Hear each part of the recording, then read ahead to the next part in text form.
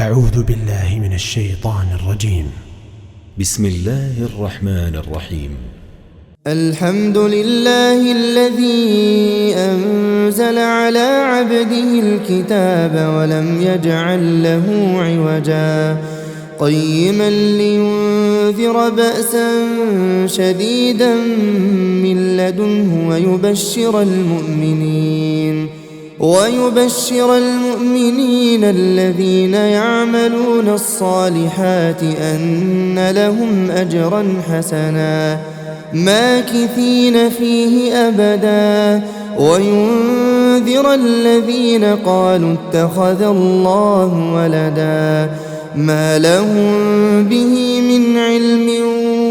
ولا لآبائهم كبرت كلمة تخرج من أفواههم إن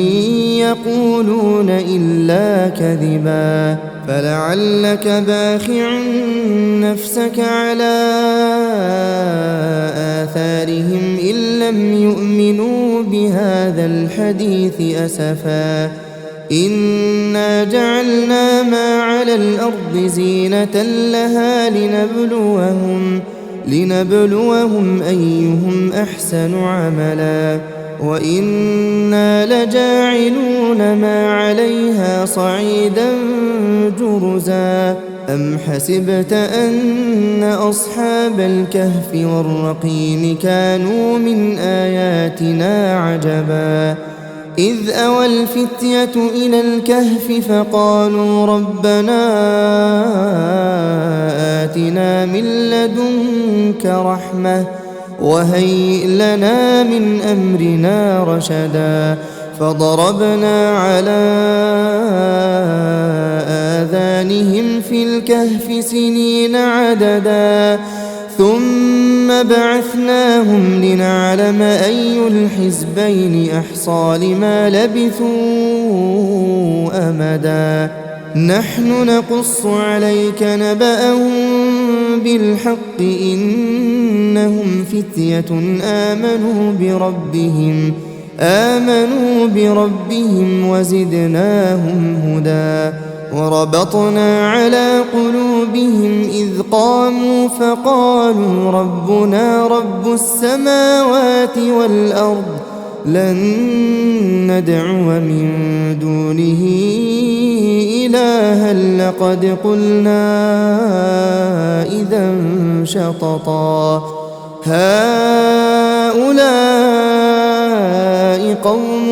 اتخذوا من دونه آلهة لولا يأتون عليهم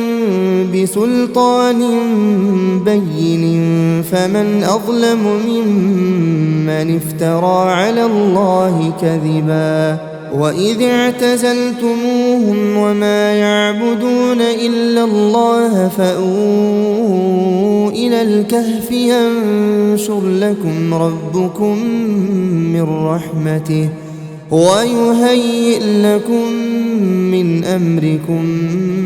مرفقا وترى الشمس إذا طلعت تزاور عن كهفهم ذات اليمين وإذا غربت تقرضهم ذات الشمال وهم في فجوة منه ذلك من آيات الله من يهد الله فهو المهتد ومن يضلل فلن تجد له وليا مرشدا وتحسبهم أيقاظا وهم رقود ونقلبهم ذات اليمين وذات الشمال وكلبهم باسط ذراعيه بالوصيد لو اطلعت عليهم لوليت منهم فرارا ولملئت منهم رعبا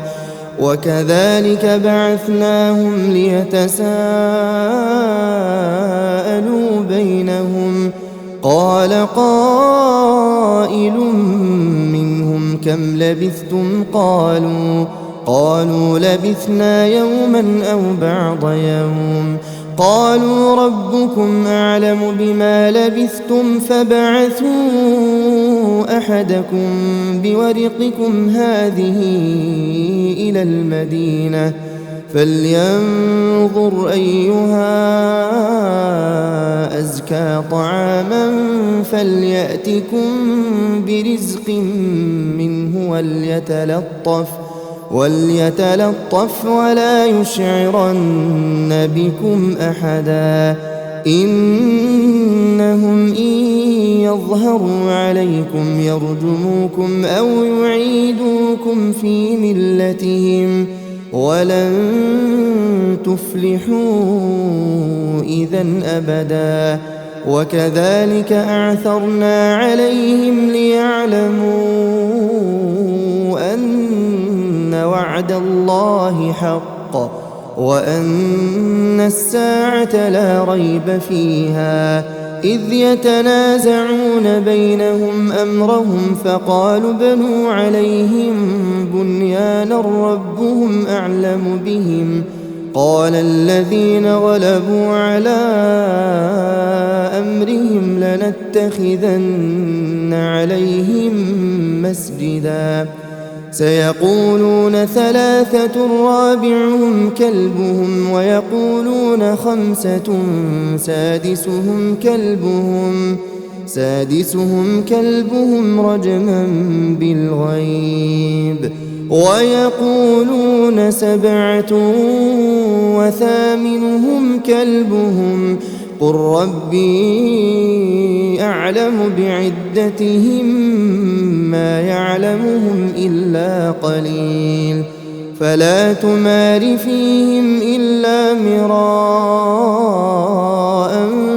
ظاهرا ولا تستفت فيهم منهم أحدا ولا تقولن لشيء إني فاعل ذلك غدا إلا أن يشاء الله واذكر ربك إذا نسيت وقل عسى أن يهديني ربي لأقرب من هذا رشدا ولبثوا في كهفهم 300 سنين وازدادوا 9 قل الله أعلم بما لبثوا له غيب السماوات والأرض أبصر به وأسمع ما لهم من دونه من ولي ولا يشرك في حكمه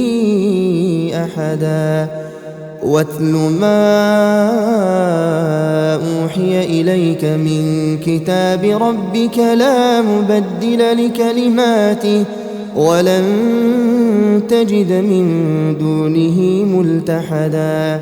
واصبر نفسك مع الذين يدعون ربهم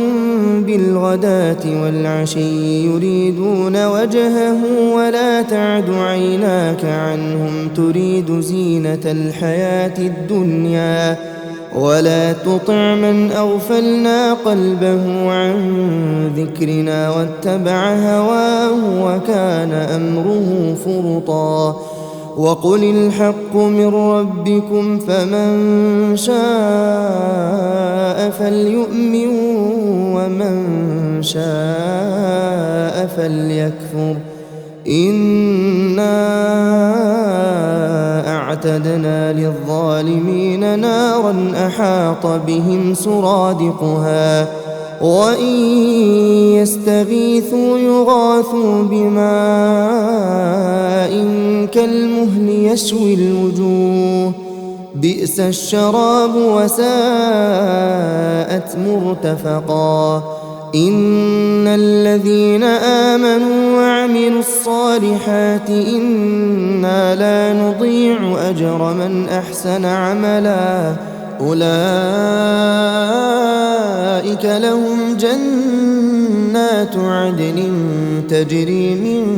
تحتهم الأنهار يحلون فيها من أساور من ذهب ويلبسون ثيابا خضرا من سندس واستبرق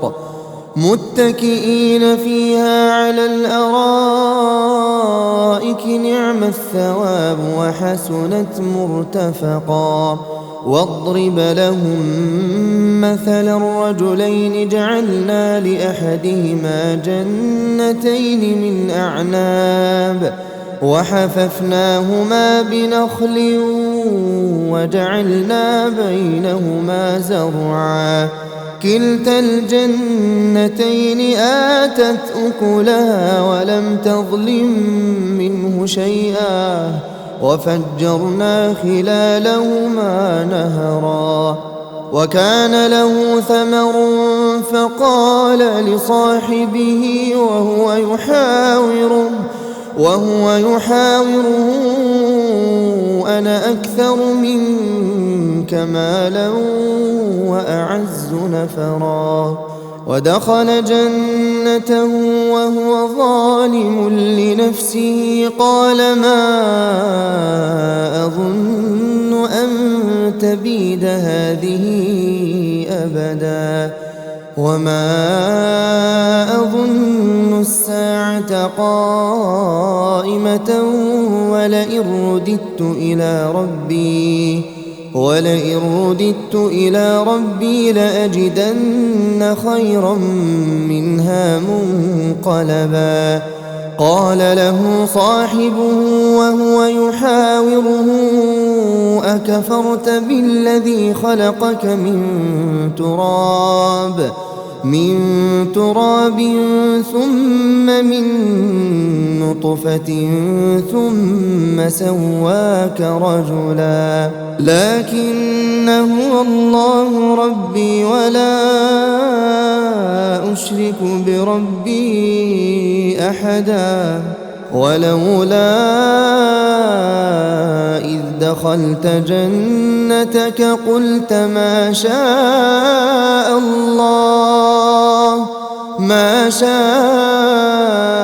الله لا قوة إلا بالله إن ترني أنا أقل منك مالا وولدا فعسى ربي أن يؤتيني خيرا من جنتك ويرسل عليها حسبانا من السماء فتصبح صعيدا زلقا أو يصبح ماؤها غورا فلن تستطيع له طلبا. وأحيط بثمره فأصبح يقلب كفيه على ما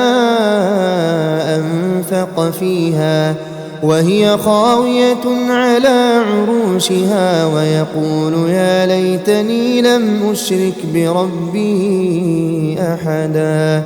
ولم تكن له فئة ينصرونه من دون الله وما كان منتصرا. هنالك الولاية لله الحق هو خير ثوابا وخير عقبا. واضرب لهم مثل الحياة الدنيا كماء إن أنزلناه من السماء فاختلط به نبات الأرض فأصبح هشيما تذروه الرياح وكان الله على كل شيء مقتدرا. المال والبنون زينة الحياة الدنيا والباقيات الصالحات خير عند ربك ثوابا وخير أملا. ويوم نسير الجبال وترى الأرض بارزة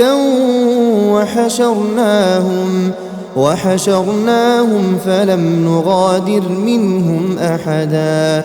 وعرضوا على ربك صفا لقد جئتمونا كما خلقناكم أول مرة بل زعمتم أن لن نجعل لكم موعدا ووضع الكتاب فترى المجرمين مشفقين مما فيه ويقولون يا ويلتنا ما لهذا الكتاب لا يغادر صغيرة ولا كبيرة إلا أحصاها ووجدوا ما عملوا حاضرا ولا يظلم ربك أحدا وإذ قلنا للملائكة اسجدوا لآدم فسجدوا إلا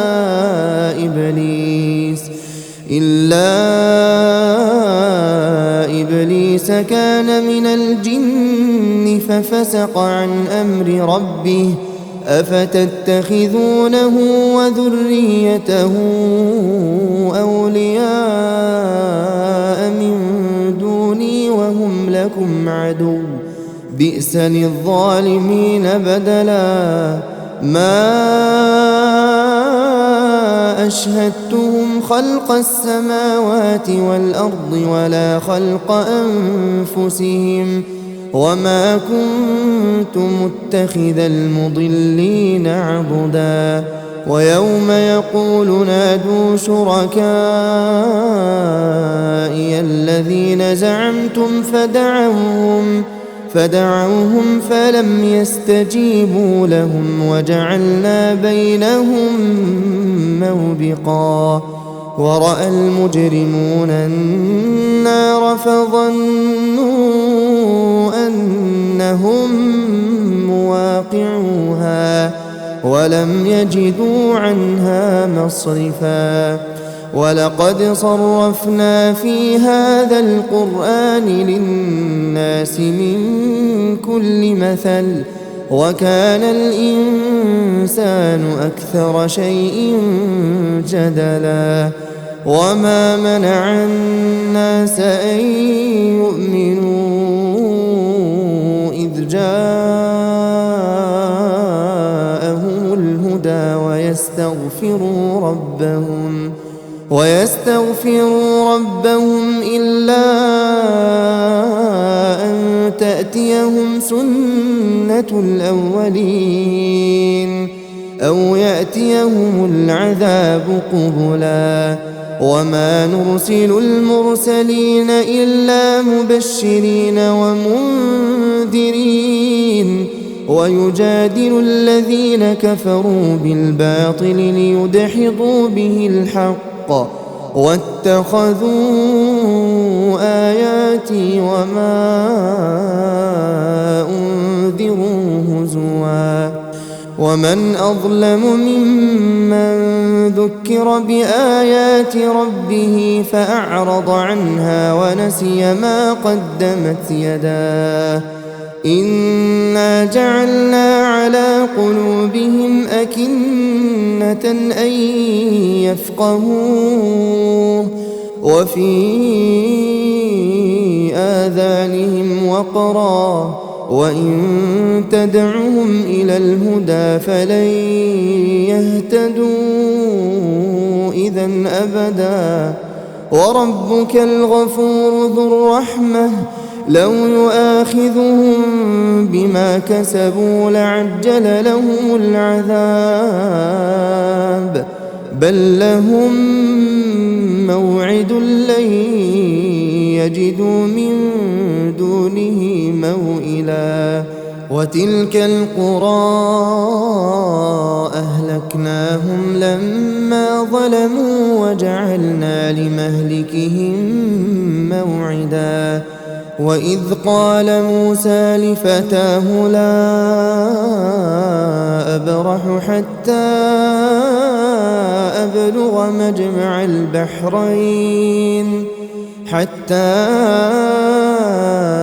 أبلغ مجمع البحرين أو أمضي حقبا فلما بلغا مجمع بينهما نسيا حوتهما فاتخذ سبيله في البحر سربا فلما جاوزا قال لفتاه آتنا غداءنا لقد لقينا من سفرنا هذا نصبا قال أرأيت إذ أوينا إلى الصخرة فإني نسيت الحوت وما أنسانيه إلا الشيطان أن أذكره واتخذ سبيله في البحر عجبا قال ذلك ما كنا نبغي فارتدا على آثارهما قصصا فوجدا عبدا من عبادنا آتيناه رحمة من عندنا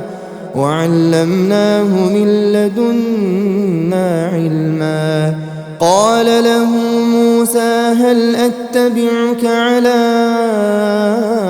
أن تعلمني مما علمت رشدا قال إنك لن تستطيع معي صبرا وكيف تصبر على ما لم تحط به خبرا قال ستجدني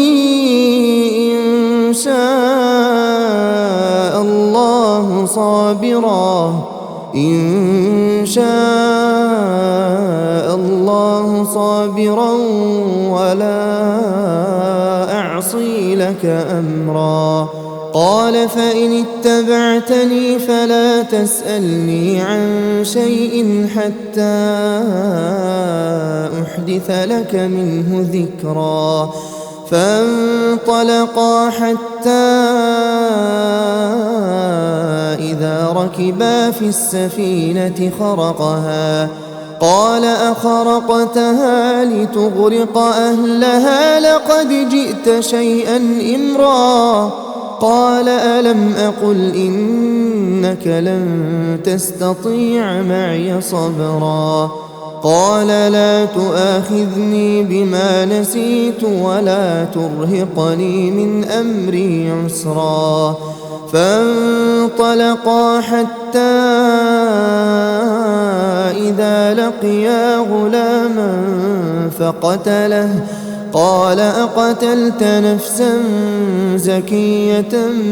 بغير نفس لقد جئت شيئا نكرا قال ألم أقل لك إنك لن تستطيع معي صبرا قال إن سألتك عن شيء بعدها فلا تصاحبني قد بلغت من لدني عذرا فانطلقا حتى إذا أتيا أهل قرية استطعما أهلها فأبوا أن يضيفوهما فوجدا فيها جدارا يريد أن ينقض فأقامه قال لو شئت لاتخذت عليه أجرا قال هذا فراق بيني وبينك سأنبئك بتأويل ما لم تستطع عليه صبرا أما السفينة فكانت لمساكين يعملون في البحر فأردت أن أعيبها وكان وراءهم ملك يأخذ كل سفينة غصبا وأما الغلام فكان أبواه مؤمنين فخشينا أن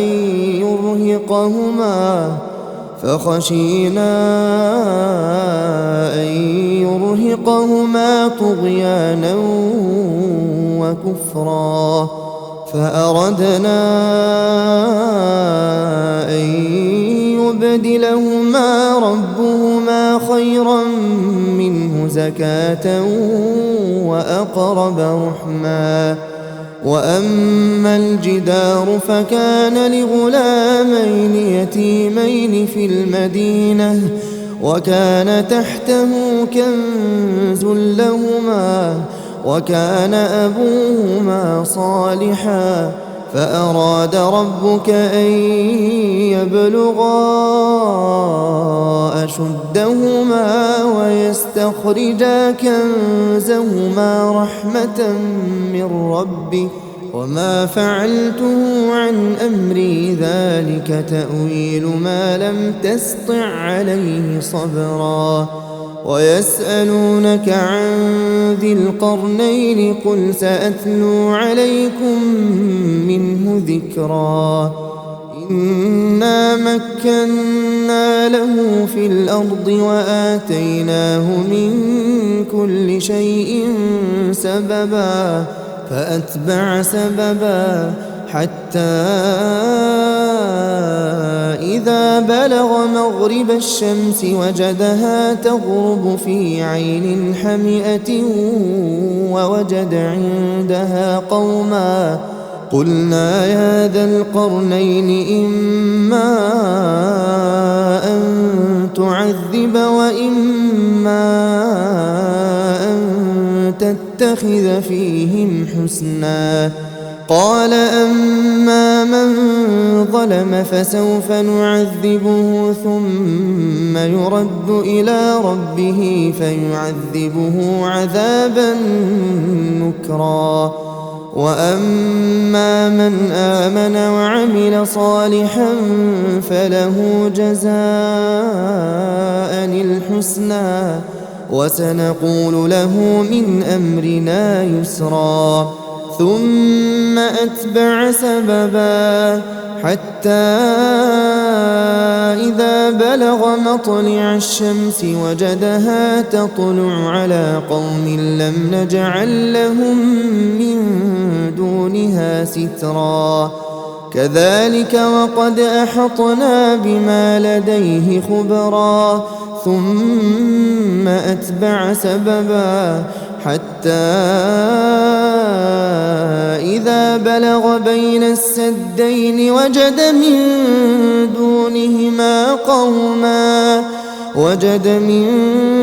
دونهما قوما لا يكادون يفقهون قولا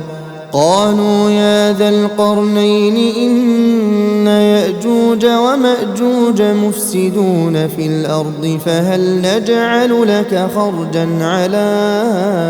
أن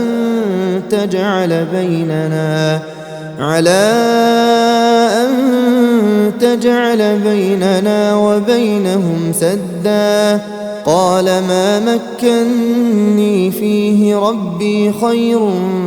فأعينوني بقوة أجعل بينكم وبينهم ردما آتوني زبر الحديد حتى إذا ساوى بين الصدفين قال انفخوا حتى إذا جعله نارا قال آتوني أفرغ عليه قطرا فما استطاعوا أن يظهروه وما استطاعوا له نقبا قال هذا رحمة من ربي فإذا جاء وعد ربي جعله دكاء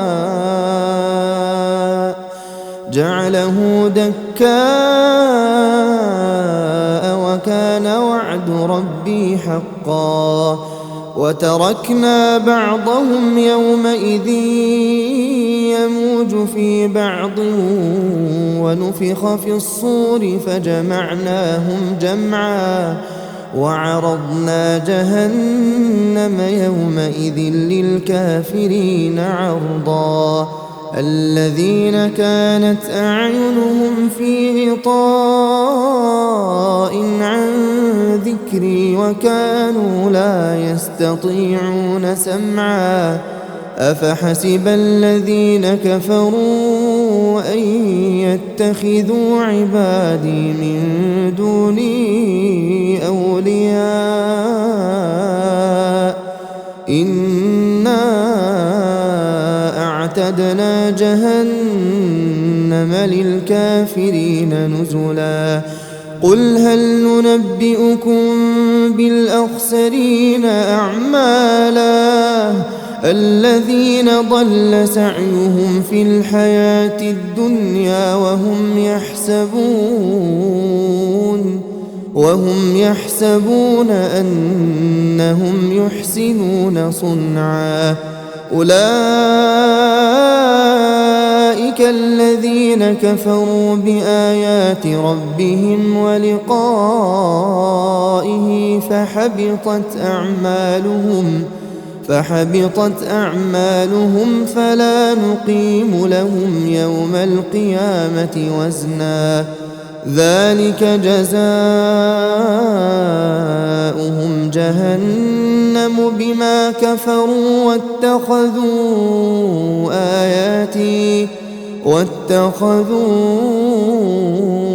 آياتي ورسلي هزوا إن الذين آمنوا وعملوا الصالحات كانت لهم جنات الفردوس نزلا خالدين فيها لا يبغون عنها حولا قل لو كان البحر مدادا لكلمات ربي لنفد البحر قبل أن تنفد كلمات ربي ولو جئنا بمثله مددا قل إنما أنا بشر مثلكم يوحى إلي أنما إلهكم